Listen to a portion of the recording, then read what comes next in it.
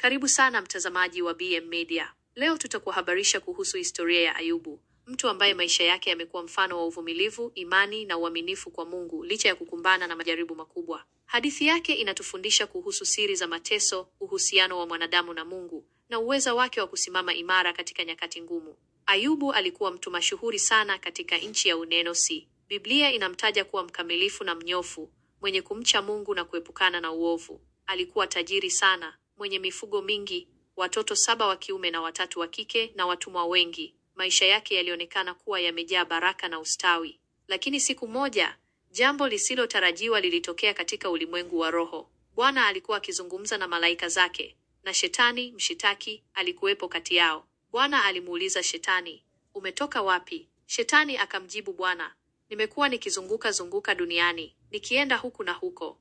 Bwana akamuuliza Shetani, "Je, umemwangalia mtumishi wangu Ayubu? Hakuna mtu kama yeye duniani, mkamilifu na mnyofu, mwenye kumcha Mungu na kuepukana na uovu." Shetani akamjibu Bwana, "Je, Ayubu anamcha Mungu bure? Wewe umemlinda yeye na nyumba yake na kila alichonacho pande zote. Umebariki kazi ya mikono yake na mifugo yake imeongezeka katika nchi. Lakini nyosha mkono wako sasa, ugonge kila alichonacho, naye atakulaani wewe mbele za uso wako." Bwana akamwambia Shetani, "Tazama, vyote alivyo navyo viko mikononi mwako, lakini usimnyoshee mkono wako yeye mwenyewe." Basi Shetani akatoka mbele za uso wa Bwana.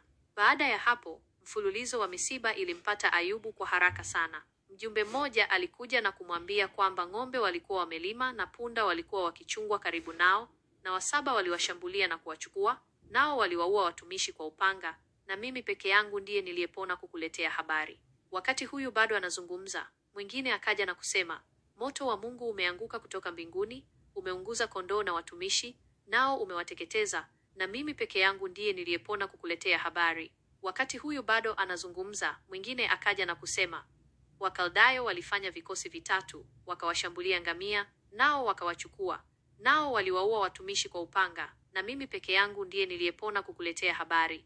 Wakati huyu bado anazungumza, mwingine akaja na kusema, "Wana wako na binti zako walikuwa wanakula na kunywa divai katika nyumba ya kaka yao mkubwa, na tazama, upepo mkuu ulitoka jangwani, ukaipiga nyumba kwa pembe zake 4, nayo ikawaangukia vijana, nao wamekufa, na mimi peke yangu ndiye niliyepona kukuletea habari." Katika msiba huu mkubwa, Ayubu alisimama imara katika imani yake. Alisimama, akararua joho lake, akanyoa kichwa chake, akaanguka chini na kuabudu. Akasema, "Nilitoka tumboni mwa mama yangu uchi, nami nitarudi huko uchi. Bwana alitoa na Bwana ametwaa, jina la Bwana na libarikiwe." Katika haya yote Ayubu hakufanya dhambi, wala hakumwazia Mungu kwa upumbavu.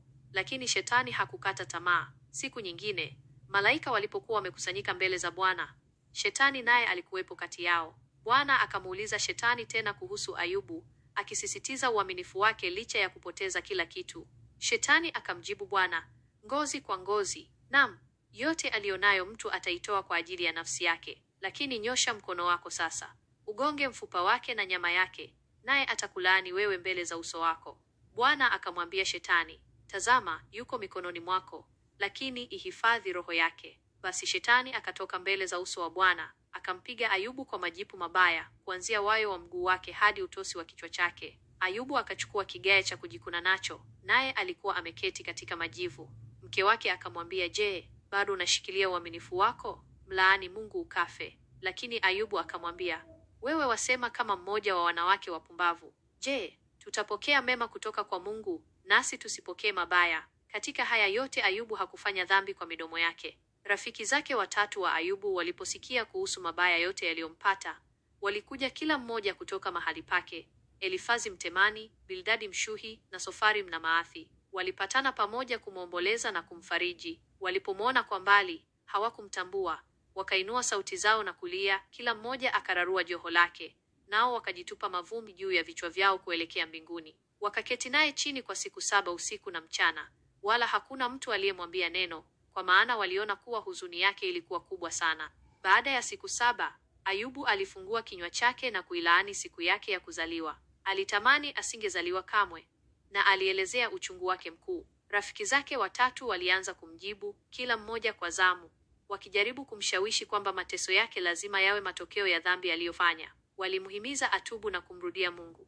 Ayubu alibaki imara katika kudai uadilifu wake. Alikiri kwamba Mungu ni mwenye nguvu na hekima isiyopimika, lakini alikataa kukubali kwamba alikuwa anateseka kwa sababu ya dhambi fulani aliyofanya. Alitamani angepata nafasi ya kujadiliana na Mungu mwenyewe ili kujua ni kwa nini alikuwa anapitia haya yote. Majadiliano kati ya Ayubu na rafiki zake yaliendelea kwa muda mrefu, kila upande ukisisitiza msimamo wake. Kisha kijana mmoja aliyeitwa Elihu, mwana wa Barakeli Mbusiti wa jamaa ya Ramu, aliyekuwa amesikiliza mjadala wote, alikasirika kwa sababu Ayubu alikuwa amejiona mwenye haki kuliko Mungu, na rafiki zake walikuwa wameshindwa kumjibu, lakini bado walimlaumu.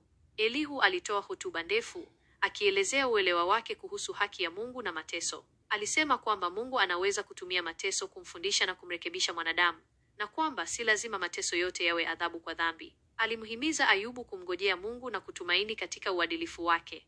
Mwishowe, Bwana alimjibu Ayubu kutoka katika upepo wa kisulisuli. Alimuuliza Ayubu mfululizo wa maswali kuhusu uumbaji, nguvu zake na hekima yake isiyo na mwisho, akionyesha udogo wa uelewa wa mwanadamu ukilinganishwa na ukuu wake. Ayubu alinyenyekea mbele za Mungu, akakiri ujinga wake na kutubu katika mavumbi na majivu.